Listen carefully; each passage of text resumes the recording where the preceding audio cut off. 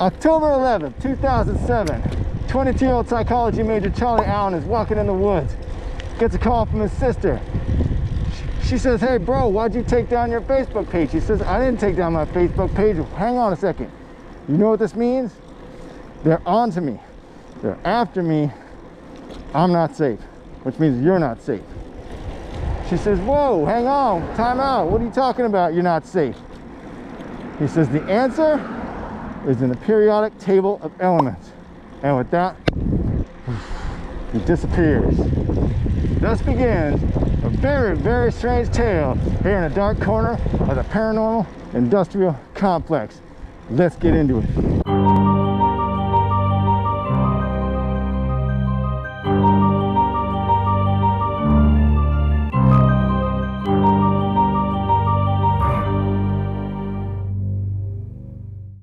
Greetings, adventurers!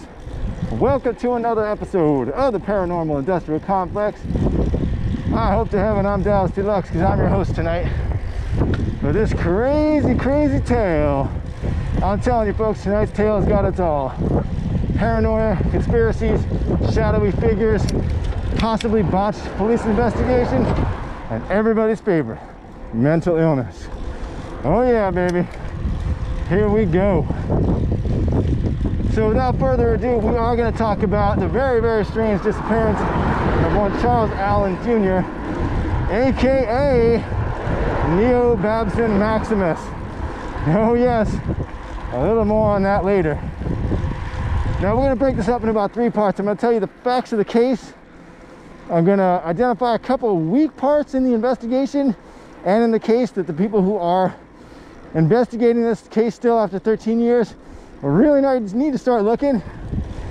3, I'm going to tell you about a couple of red herrings out there that I think people are wasting their time on. And number 4, I'm going to tell you what I think it all means. So let's get started.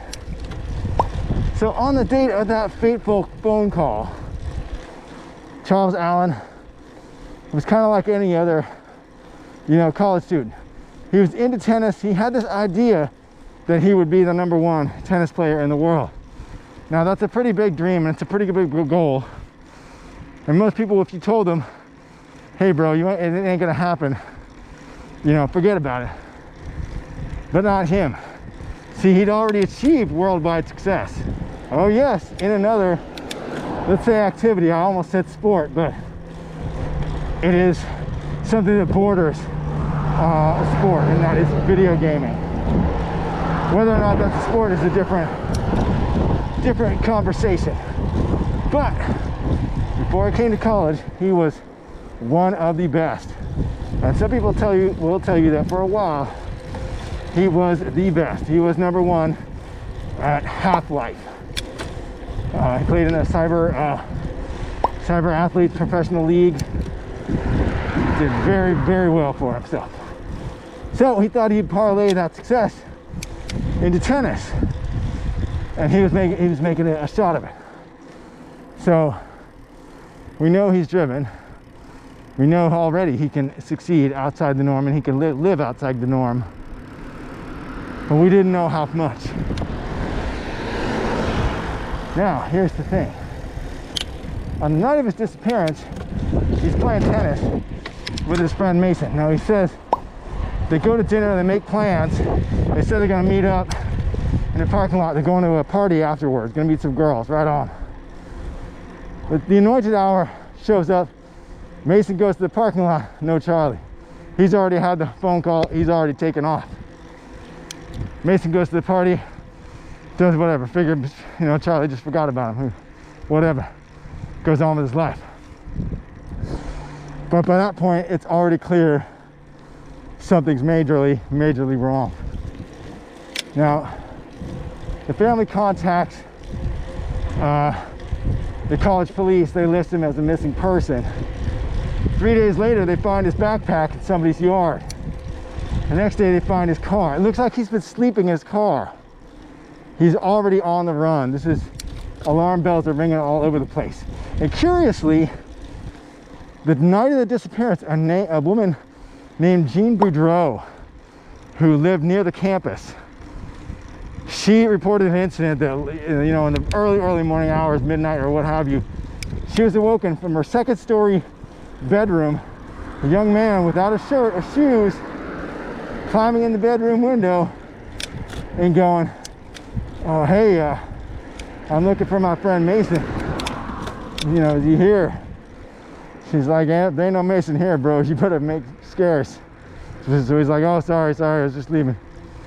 Takes off out the bedroom window. Kind of a strange encounter, but doesn't exactly take Columbo to figure out, okay, that was Charlie Allen. But what he's doing, climbing into random people's houses in the middle of the night, no shirt, no shoes, asking for Mason, is like anybody's guess. Now, so the parents come down, they're interviewed by the cops. At this point, obviously I was not there at the investigation, but any police officer is going to ask him three things. Number one, does he have a history of doing this? Number two, is he mentally ill or on medication? Number three, is he on drugs? Well, there's never any mention one way or the other about drugs. So I can't say we can rule it out, but I think just due to the fact that there's no mention of it, we could probably list it as a non-issue. In other words, it may not have contributed to it. It might, in my opinion though, it may have been it may have been a catalyst for, for actual mental illness. Not a habitual thing, but something that sets them off. He might have a drug-induced, traumatic experience. Who knows? But, so the answer to that one is probably no. The answer to the first question is yes. He has done this. His mother has admitted that he has gone missing on more than one occasion before. But it was always for a specified purpose, and he always came back like the next day. Now he's gone for several days. Nobody knows why. He's ranting and raving about the periodic table of elements, and people are after him. It's not making any sense. So that becomes a minor factor, but still a factor. Which leads us to question number two. The $64,000 question.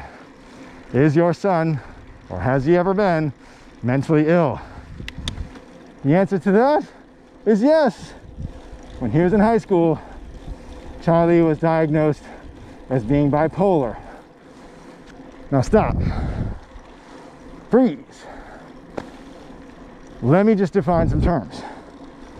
Because a lot of people will take Psychology 101 and they'll read the word bipolar and they'll say, oh, that's when you get really happy and then you get really sad, right? Wrong, okay?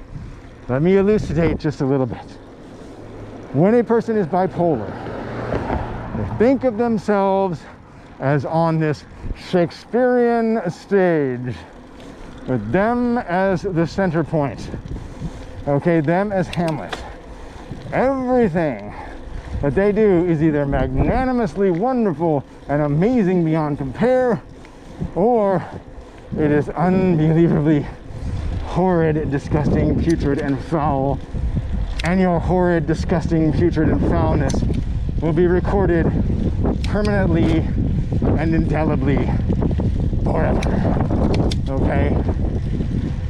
It's just they see things on a grand scale. So they have no problem with staying up 3 or 4 nights in a row, accomplishing their major goals. If your destiny is to rule the universe, undisturbed, you have no problem skipping sleep one night. Because in your mind, hey, I'll just skip sleep one night. Who cares? I'm gonna rule the universe in a week and a half. It doesn't matter. I won't need sleep anymore. I'm beyond sleep, etc. And then comes the crash. It's a form of megalomania. To me, it's like a two-sided megalomania, right? You think you're amazing, but oh God, that only lasts for so long, and then comes the crash. Okay, and then you're just horrid in your own mind. But it just doesn't stop there. Oh no. it doesn't stop there. It's not just happy and sad and then, you know, occasional fits of megalomania. People who have bipolar disorder often have other symptoms, such as delusions, hallucinations, not really making any sense, thoughts which are jumbled, way out of control. Hey, kind of like schizophrenia. Oh, if you were to draw the Venn diagram of bipolar on one side and schizophrenia on the other, you'll see there's a lot of overlap. That overlap in the middle is a separate disorder called schizoaffective disorder. And we're going to come back to that in a minute. Now, to make a long story short, the answer to number 2 is yes. So he is mentally ill. Okay? Now, the cops kick off a manhunt, and it's really one of the largest in that area. It's not one person has stated that it's the largest manhunt in the history of New England. I don't know if that's really true, but it was large. They searched the surrounding woods. Lots and lots of people. Everybody was out there, so nobody found anything. There was nothing. Years later, they'd hire a private investigator, searching an even larger area. Still nothing. The answer, he's not in the woods around the campus. End of story. So, and there the trail goes cold. There's a little bit of hope. A couple years later, a guy by the name of, I think it's Brian Kelly. I'll correct his name if I get it wrong. He gets a knock at the door about 4 o'clock in the morning. And he's in, I think, New Bedford. And it's somebody going, hey man, it's somebody, according to Mr. Kelly, who's not dressed for the weather. Now this is like November, right, in Massachusetts. So if you're not dressed for the weather, you're gonna die. End of story. It's bitter cold. So he answers the door.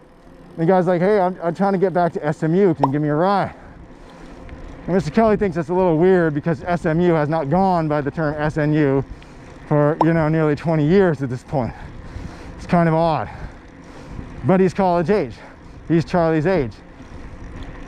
The guy says no and calls the cops. Less than 24 hours later, he's looking online for images of Charlie. His wife thinks, hey, this might be the Charlie kid. Sees a picture of Charlie, goes, oh my God, that's him. That's the guy. That's the guy who's at my front door. Now, I know some people sort of dismiss this. I put a lot of stock in it. If you have a really weird experience and then less than 24 hours later you're asked to identify the person in that weird experience, you're probably gonna get it right. That's my feeling on it. I know a lot of people that disagree, but you know, that's cool. You know, there's a lot of ways to look at this. But at that point, that's it. There's nothing else. There's no, hey, I saw him. There's no, hey, this. There's no, hey, that. It's just over and done. There's literally nothing else. That was about 2 years later, after the disappearance. It's now been 13 years, and there's not been anything seen. Nothing has happened. It's effectively a cold case, despite the fact that his father has left open his cell phone, his father's left open his bank card, no action on either. So we're kind of back at square one, which is not where you want to be. So let me tell you a little bit about what I think are some weak points, because the case is stalled. So here's the thing. Now, right when he disappears, the cops get a hold of his computer, and they do a search on the computer. And Charlie's deleted all his emails. And the person who did the search says that didn't find anything out of the ordinary on the computer. Well, stop. Okay, time out once again. According to the sister, Charlie had more or less lived his life online. His whole life was more or less online. So there should have been plenty of evidence to suggest that what he's going on. Now, hang on a second. When I look at this, I go, okay, wait, stop. What do you mean he's deleted his emails? Do you mean he's highlighted them all and hit delete? Because does that delete your emails? No, it doesn't. It just makes it so that you can't see them. Depending on what he used for his email client, his emails are in really one of three places. Number one, if he used Outlook or Outlook Express at the time, they're still in the SMX file on his computer. Well, hang on, was the SMX file searched, or did the detective just look in the inbox? Additionally, if he had used an online service provider like Yahoo or Gmail, I guarantee you they got records of it. Just hitting delete on your Gmail, do you think that deletes your emails? Do you trust Google to protect your privacy? If so, I got a bridge for sale for you. It's really nice. You're gonna love it. Additionally, no matter what kind of service provider he used for his email, there still could be the option that his emails are stored on the server. Has anybody checked the server? Did anybody at any time get a subpoena to look in the server? Because you could get one in about 5 seconds. There's plenty of evidence there to warrant a subpoena or a warrant. Was this ever checked? We're never told. We're never really told how thorough this investigation was. It could be the so-called forensic investigation of the computer. I don't think really one was really done. This has the semblance of, an idea where somebody at, the station house who was relatively familiar with the computer just looked at the computer. It was not a case where they did a thorough forensic investigation. And if they did do a thorough investigation, why are they not saying they did a thorough investigation? So the weak point is either at the investigation or in the description of the investigation. It really sticks out like a sore thumb to me. If you're investigating this case, you should start there.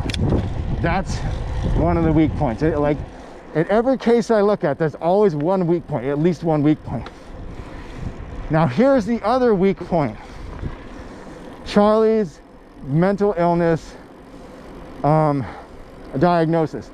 Now, like I said, in high school, he was diagnosed with bipolar disorder. Now, here's the thing. I think that diagnosis is wrong.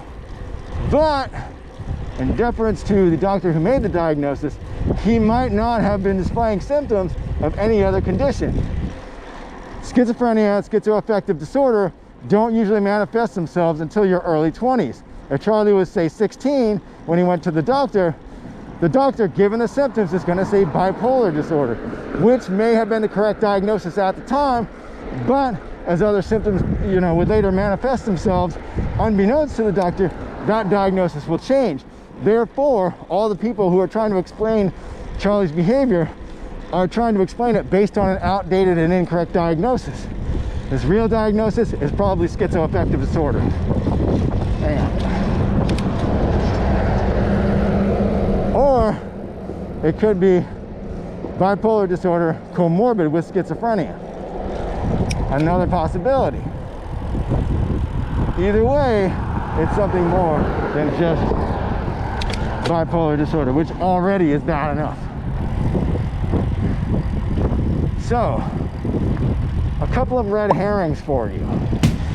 I see a lot of people out there getting sort of hung up on certain small clues in this, in this case that I don't really think play a lot of part in it. Number one is the pizza. Okay, there was this incident where Mason and Charlie were eating dinner after they played tennis. Charlie reaches across, grabs Mason's pizza, thinking it's his own. It means nothing. People, when they're in the moment, you know what I mean? They just come from tennis, he's all pumped up, he's going to a party tonight, he's in the moment, People do weird things. Bill Gates talks about in his early days of a programmer going out to eat and him being so jazzed up about programming, he'd forget to eat. He'd walk out of the restaurant realizing he hadn't even eaten. Same thing applies here. The other is the name change. Right before he went missing, Charlie Allen Jr. changed his name to Neo Babson Maximus.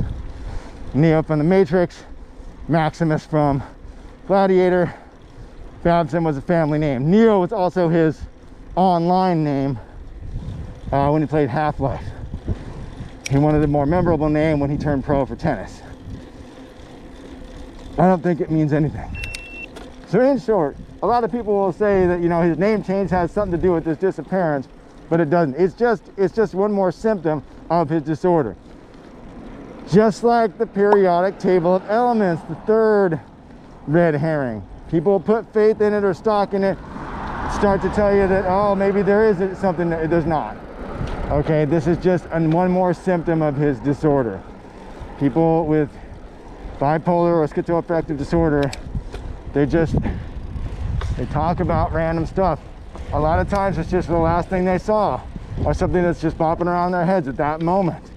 It doesn't mean anything. It's just symptomatic of his disorder, which brings me to my last point, which is what is really going on here: schizoaffective disorder. Or, as I guessed before, bipolar with schizophrenia comorbid. Now, when you start looking at the symptoms of either one of those cases, everything falls into place. Look at the symptoms of schizoaffective disorder. You've got everything that bipolar has. In addition, you have delusions, check. You have paranoia, check. You have beliefs and actions that don't make sense, check. You know, you have, you know, elevated behaviors that are way out of character, check. Okay. Additionally, you have the possibility of things like hallucinations or you know, beliefs, delusions you just can't shake, you know, rigid thinking. All right. Now, usually in a case like this, someone's been gone for 13 years, you know, people are going to ask me or ask anybody looking into it, you know, what are your odds, you know? They'll be, you know, they'll look to me like I'm Jimmy the Greek or something and be like, well, where do you lay the odds? And they're like, well, for me, in this case, it's about 51-49. And which day you ask me is which day the 51 lands on. In either case, it's, you know, it could go either way. Is he with us? Is he no longer with us? I don't know. But you can make an argument either way. Now, what's interesting to me is that when you ask the family, they will downplay the mental illness aspect of this case. And I get it. In their minds, they seem to be saying, well, you know, if we just say that he's mentally ill, people are going to write him off. People are going to say, well, he's just mentally ill and he just ran off. Who knows where he is? And interest will drop. That's the key. But if they say, well, no, we think he's a victim of foul play, which is a possibility, then you can maintain interest. It's very easy to maintain interest in the public consciousness if there has been foul play.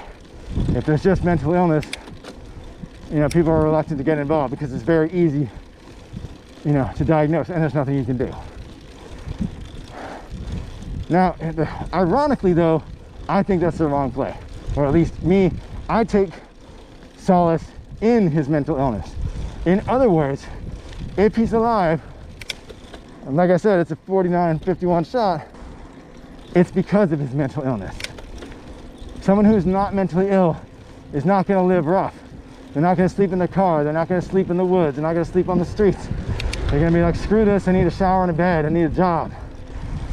Somebody who's mentally ill, this is just par for the course. This is just part of their bargaining. Okay, this is just them saying, hey, I'm on the run from forces I don't understand. This is how I keep them at bay. I sleep here, I sleep there, I'm always on the run, always on the go. Can't go home because I'll endanger my family. It's all part of his massive delusion. That makes perfect sense to somebody suffering from that disorder, which is what makes me think there's such a good chance for him to be alive. But at this point, we'll probably never know. Anyway, folks, that's about where we stand. Now, if you ask me, I really hope you're still out there. I hope you're still there and I hope he comes in from the cold. From everything I've seen online, he seems like a very good and decent person. I want to see him reunited. You know, I'd love to see that happy ending. I don't know, you know, the odds of that, but that's what I'd like to see. But till then, all we can do is hope and keep on trucking. All right, folks, that is the story of one Charles Allen Jr., aka Neo Babson Maximus. One very, very strange tale here in a very, very strange corner of the paranormal industrial complex. Look at it.